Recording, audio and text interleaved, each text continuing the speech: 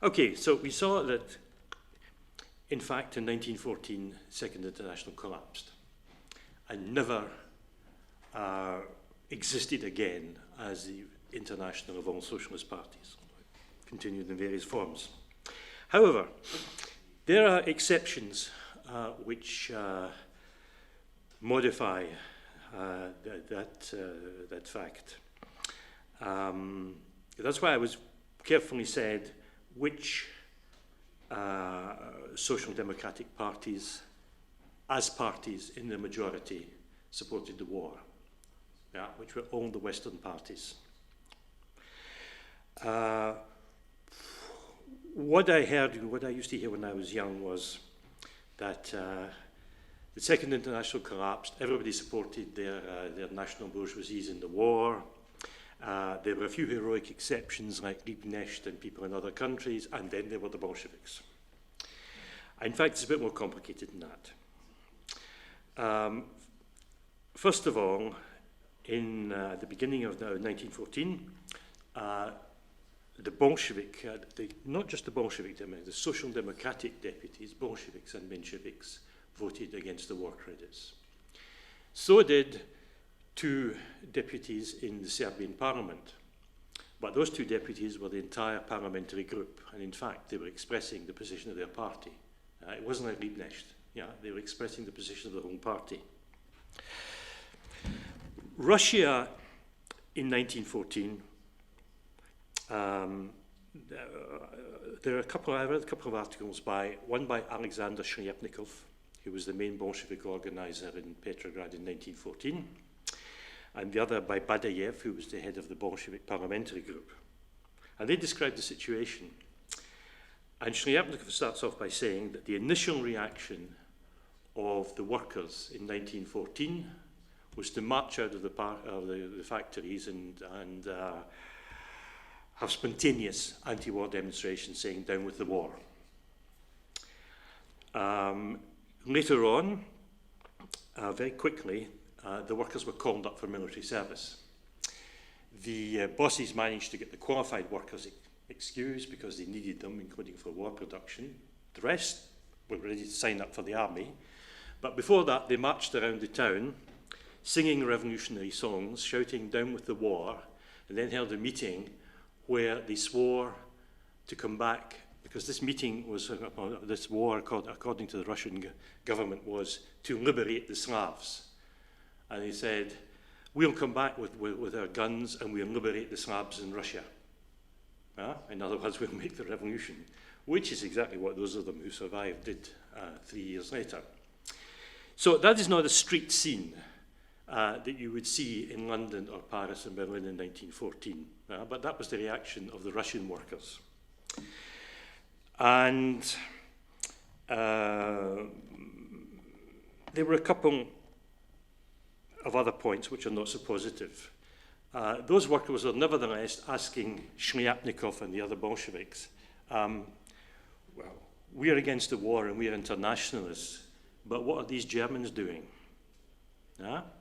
And the fact that the German social democracy had voted unanimously, or at least their deputies and members of parliament, to support the war, had a negative effect on the Russian workers.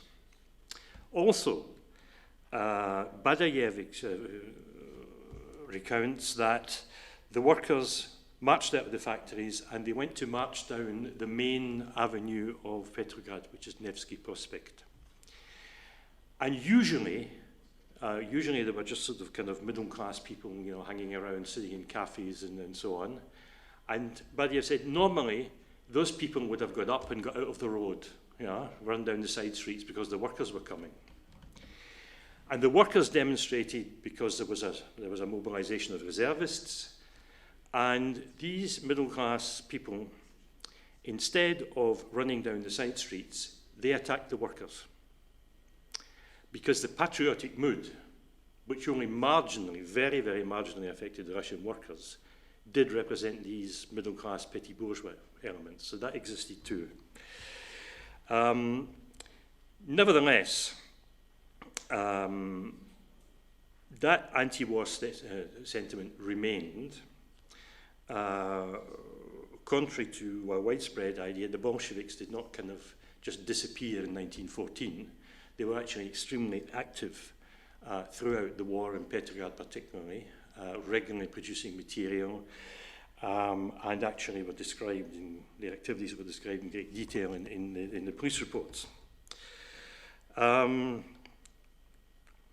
So on the basis, I mean, Lenin said later on, he said, look, you know, what we say about the Western working class, it doesn't apply in Russia, yeah, because you don't have any kind of privileged layer, you don't, with particular advantages, they don't derive much advantages from the situation of Russian imperialism.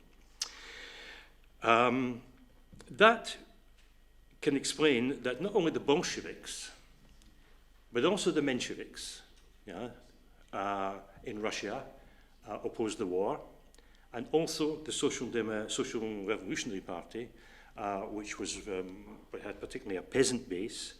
All those parties opposed the war, and they were all present at Zimmerwald and at Kärnten in the conferences there. Next, there is the Balkans, which will be slightly extended to include Italy and Poland. In the Balkans properly so-called, that is Serbia, Romania,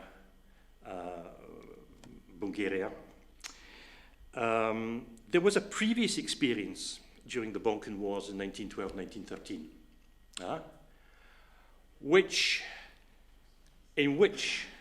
and there was a Balkan Socialist Federation, linking up the parties in that part of the world. And this Balkan Socialist Federation, which argued for a democratic federation of the Balkans,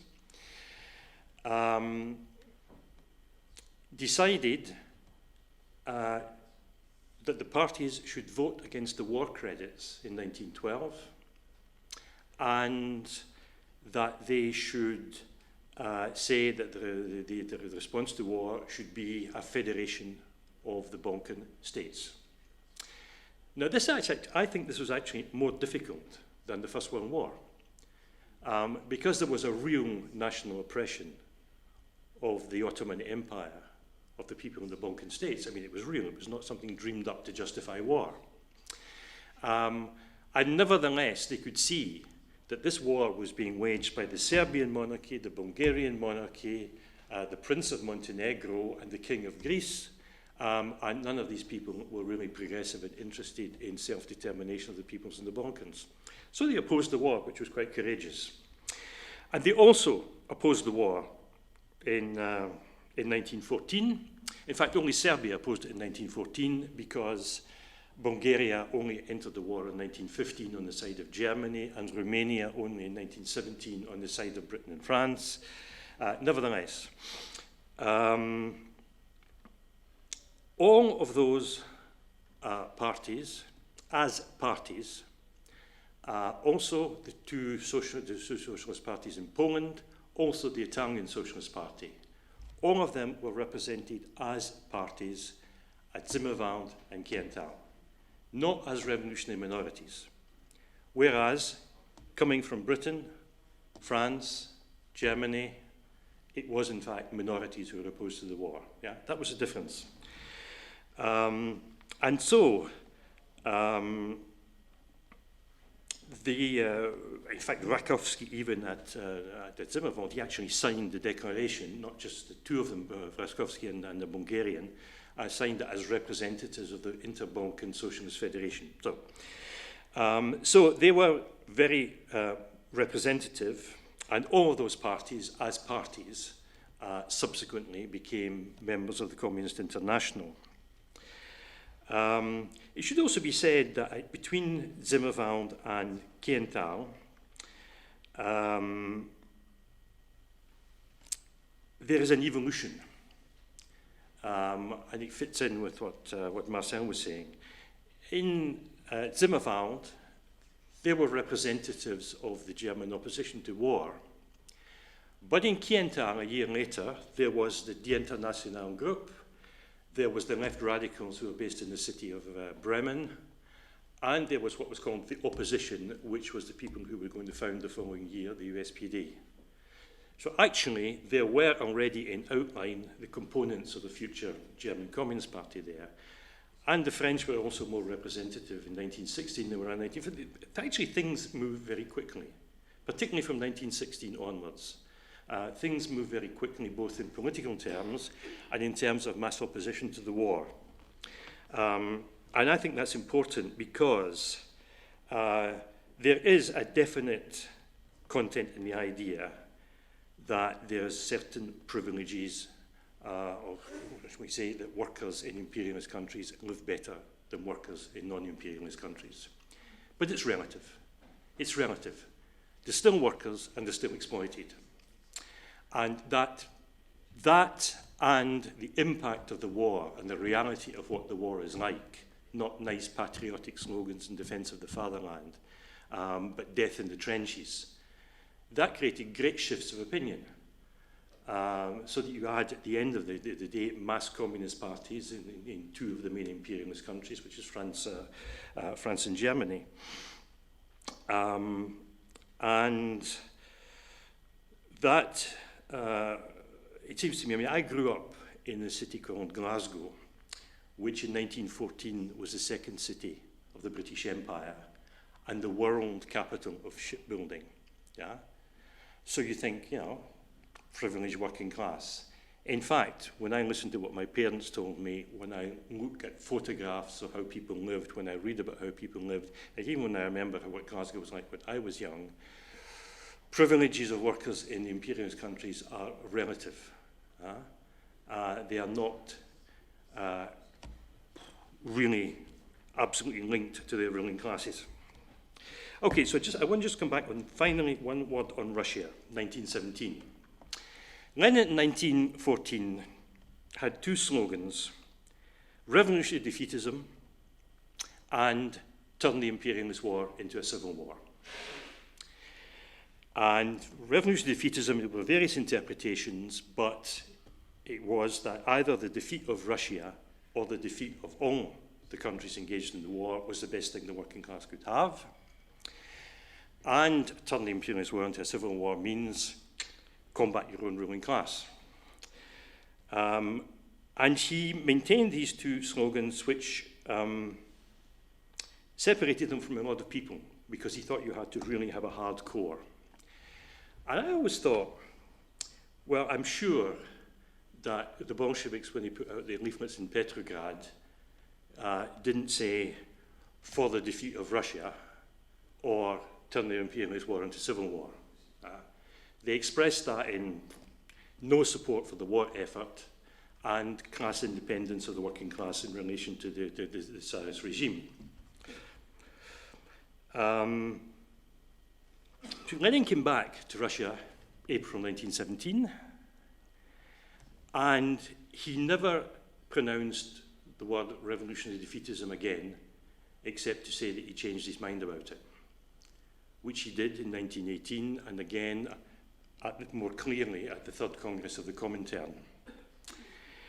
And he changed his mind about it because he could see when he got back to Petrograd that the working class was in favor of defending Russia against invasion by Germany, which was a real threat at the time. And he said, the workers' desire to defend the fatherland is the reaction of the oppressed person.